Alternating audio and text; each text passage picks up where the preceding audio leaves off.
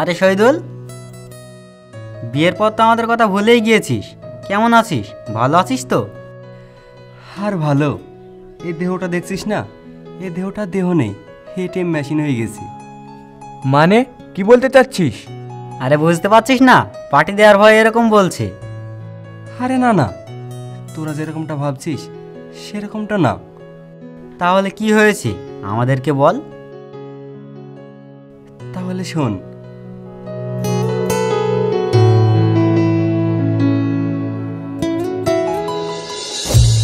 পিঙ্কি, সকালবেলা এত চিৎকার চেঁচামেচি করো না তো। মা এখন ঘুমাচ্ছে, মায়ের শরীরটা ভালো নেই। ও, মায়ের শরীর ভালো নেই আর আমার শরীর? আমার শরীরের কি কোনো দাম নেই এই বাড়িতে? সকাল থেকে হাড় ভাঙা খাটনি খাটবো আর উনি শুয়ে শুয়ে আরাম করবেন? আমি কি এই বাড়ির ঝি? সে পিঙ্কি, তুমি এসব কি বলছো? মা অসুস্থ, তুমি তো জানোই। গত পরশুদিন ডাক্তারে কি বললো, মার হাই প্রেশার। এখন তো একটু মানিয়ে নিতে পারো। মানিয়ে তো আমি নিচ্ছি শহীদুল, বিয়ের পর থেকে তো শুধু আমি মানিয়ে নিচ্ছি। বাপের বাড়িতে রাজরানীর মতো ছিলাম আর এখানে এসে ভিখারির মতো দিন কাটাচ্ছি। একটা এসি লাগাতে বললাম গত বছরে, তাও পারলে না। এখন বলছো মায়ের সেবা করতে, আমি পারবো না। আমি তো বলিনি এসি লাগাবো না, একটু সময় তো দাও আমাকে। আর মায়ের সেবা করার কথা আমি তো তোমাকে বলিনি। আমি শুধু বললাম একটু আস্তে কথা বলো। আস্তে আস্তে কথা বলবো মানে? আমার মুখ আছে, আমি কথা বলবো। তোমার শুনতে ভালো না লাগলে কানে তুলো দিয়ে রাখো। আর শোনো, আজকে দুপুরে রান্না আমি করতে পারবো না, আমার মাথা ধরেছে। মাথা ধরেছে না? তুমি ইচ্ছা করে করছো না? সত্যি করে বলো তো। কাল রাত্রেই তো বাইরে থেকে খাবার নিয়ে আসলাম, আবার আজকেও। দেখো, আমার এই সামান্য বেতনের টাকা দিয়ে আমি রোজ রোজ বাইরে থেকে খাবার নিয়ে আসতে পারবো না। পারবে না তো বিয়ে করেছিলে কেন? সামর্থ্য নেই তো বউ শখ কেন? আমি না খেয়ে থাকবো, কিন্তু চুলোর পাড়ে গিয়ে রান্না করতে ঘেমে ঘেমে মরতে পারবো না।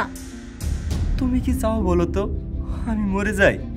সকাল থেকে বসের ঝাড়ি, আবার কাজের চাপ, আবার অফিস থেকে বাড়ি এসে এই অশান্তি। আমি তো একটা মানুষ, তাই না? খোকা, ও খোকা। হ্যাঁ মা, আসছি।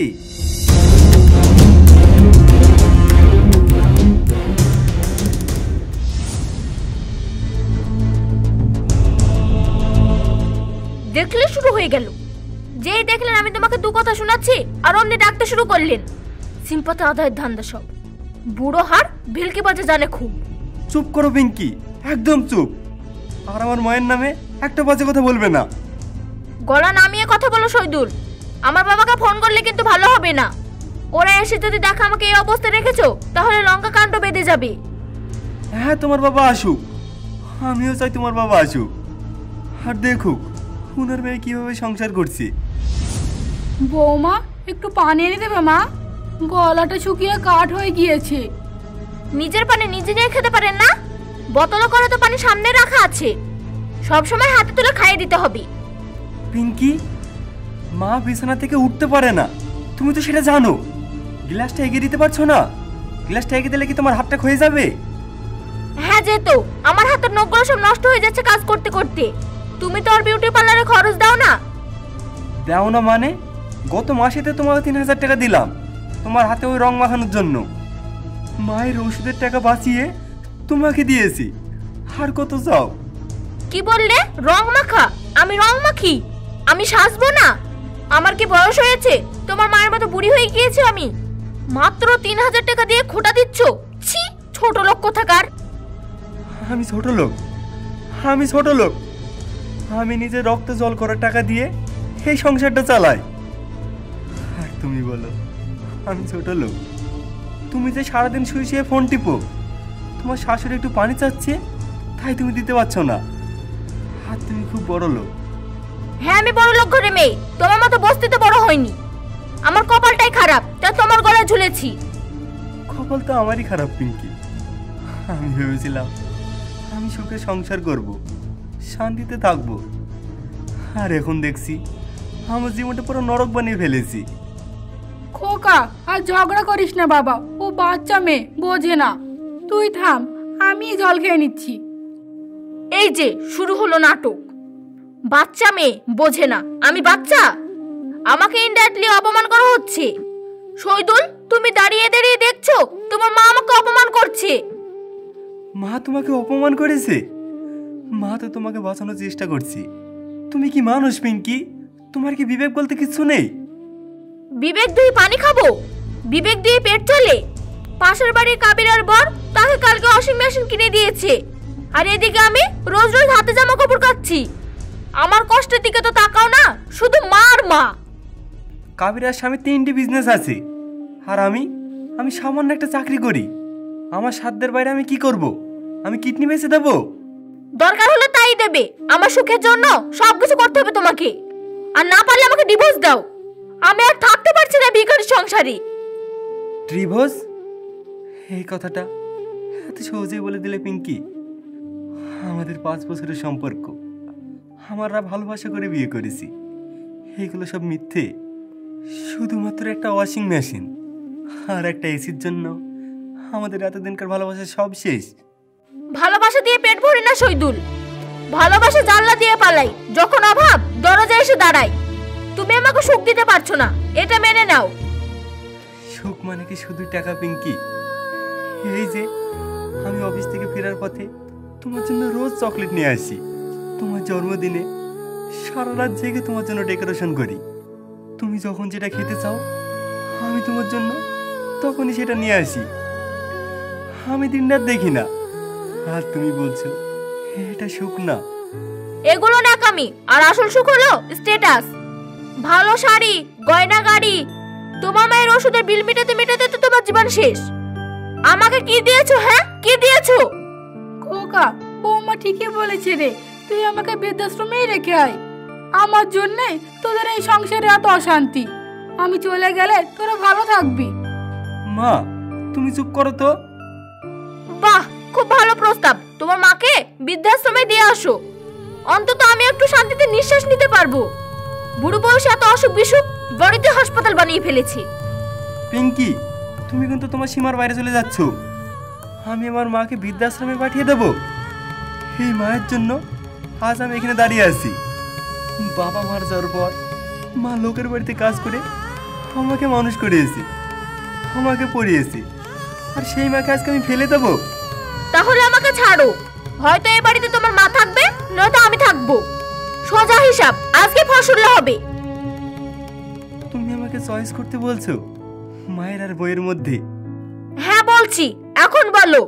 যদি তুমি তোমার মাকে রাখতে চাও তাহলে আমি ব্যাগ গুছাবে বাপের বাড়ি চলে যাব, আর যদি আমাকে রাখতে চাও তাহলে কাল সকালে ওনার ব্যবস্থা করো। তুমি সত্যিই চলে যাবে? হ্যাঁ যাব।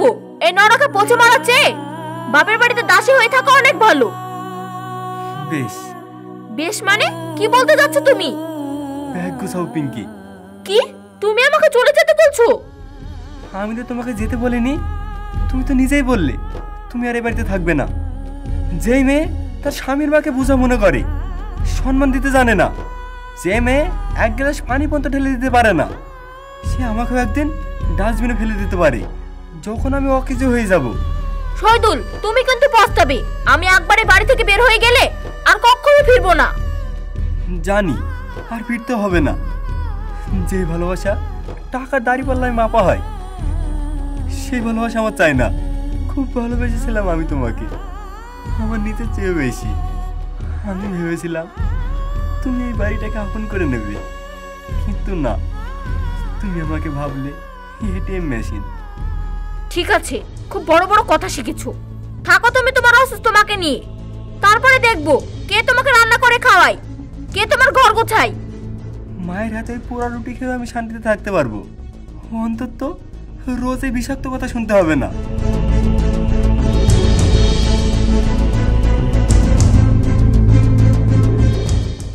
হ্যালো বাবা, তুমি গাড়ি পাঠাও, আমি এক্ষুনি আসছি। আর হ্যাঁ, ডিভোর্স পেপার রেডি করে রাখতে বলো উকিল কাকুকে। দাঁড়াও। কেন? এখন ভয় লাগছে? পায়ে ধরবে? না, আলমারি চাবিটা দিয়ে যাও, আর যাওয়ার আগে মায়ের কাছ থেকে ক্ষমা চেয়ে যাও। ক্ষমা? তা আবার আমি কিসের জন্য ক্ষমা চাইবো? তুমি একটা মানুষ হয়ে আর একটা মানুষকে মানসিক অত্যাচার করার জন্য। ওপর আল্লাহ কিন্তু সবকিছু দেখছেন পিঙ্কি। এই সময় একদিন তোমারও আসবে পিঙ্কি। আমাকে অভিশাপ দিচ্ছ শহীদুল? এর ফল ভালো হবে না কিন্তু শহীদুল, এর ফল তোমার জন্য কোনোদিনই ভালো হবে না। আমার ভালো থাকা তো তুমি কবেই কেড়ে নিয়েছো। এখন শুধু একটু শান্তিতে মরতে চাই। আর হ্যাঁ, যাওয়ার আগে চাবিটা টেবিলের উপর রেখে যাও। বৌমা যেও না মা, রাগ করে না। আমার জন্য তোমাদের সংসারে এত অশান্তি, আমি মরে গেলে তো সব মিটে যাবে। তোমরা সুখে থাকো। খোকা থামাও ওকে। না মা, ওকে যেতে দাও। জোর করে শরীরকে আটকে রাখা যায়, কিন্তু মনকে না। ওর মন এইখানে আর নেই মা। ও এখন মুক্তি চাই। শোনো, এই নাটক আমার সামনে করবে না। আমি চললাম। আর হ্যাঁ, আমার গয়নাগাটি সব আমি ব্যাগে গুছিয়ে নিয়েছি। এগুলো সব আমার বাবার দেওয়া, আর তোমার দেওয়া সস্তা চুড়িগুলো ড্রেসিং টেবিলের উপর পড়ে আছে। ওগুলো ভিখারিদেরকে দিয়ে দিও। ও, আমি তো ভুলেই গিয়েছিলাম, তোমরা তো বড় ভিখারি, ওগুলো তোমরাই পড়ো। যাওয়ার সময় তো বিষ ঢালতে ভুললে না। ঠিক আছে, সাবধানে থেকো তুমি। ভালো থেকো। ভালো থেকো শহীদুল, আর কোনোদিন আমার মুখ দেখতে হবে না। খোকা, ও খোকা, বলো মা। তুই এটা কি করলি বাবা? ভরা সংসারটাকে ভেঙে দিলি। এই সব হয়েছে আমার জন্যই। তোমার জন্য এই সংসার কখনই ভাঙেনি মা।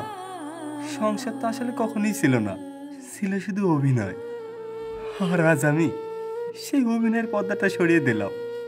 কিন্তু তুই এখন একা কি করবি? কে দেখবে তোকে? তুমি আছো তো। তুমি আর আমি যেমন আগের মতন ছিলাম। ছোটবেলায় তুমি আমাকে দেখতে, আর এখন আমি তোমাকে দেখব। এর চেয়ে বড় শান্তি আর কি হতে পারে বলো মা?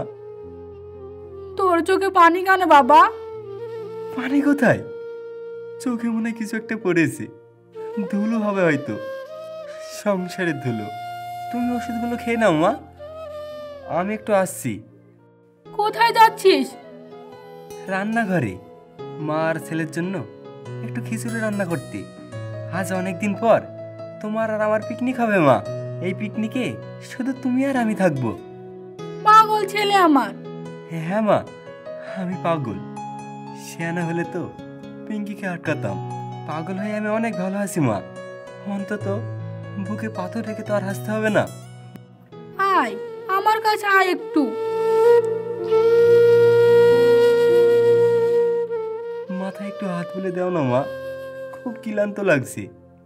মনে হচ্ছে যেন 1000 বছরের ঘুম আমার চোখে লেগে আছে।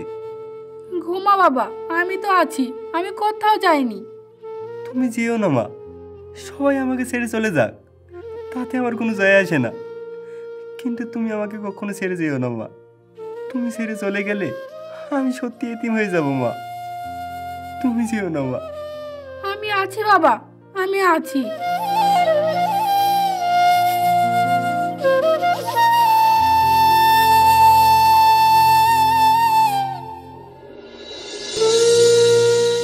এবার তো বুঝতে পারলি তোরা আমি এটিএম মেশিন কি মেশিন না।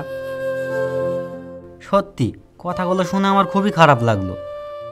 তবে একদিক দিয়ে ঠিকই হয়েছে, ওই কালনাগিনীর হাত থেকে তো মুক্তি পেয়ে গেছিস তুই। তবে তোরা জানিস, ও চলে যাওয়ার পর থেকে আমি অনেক ভালো আছি। অন্তত একটু শান্তিতে তো থাকতে পারি। তো শহীদুল, এখন কি ভাবছিস? আর একটা বিয়ে টিয়ে করবি নাকি? বিয়ে বিয়ে কথাটা শুনলে আমার রাগ ধরে। আমি আর জীবনে কোনোদিন বিয়ে করব না।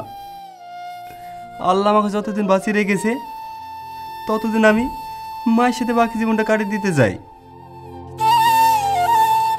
ঠিক আছে বন্ধু, তোরা তাহলে থাক, আমি এখন আসছি। ঠিক আছে।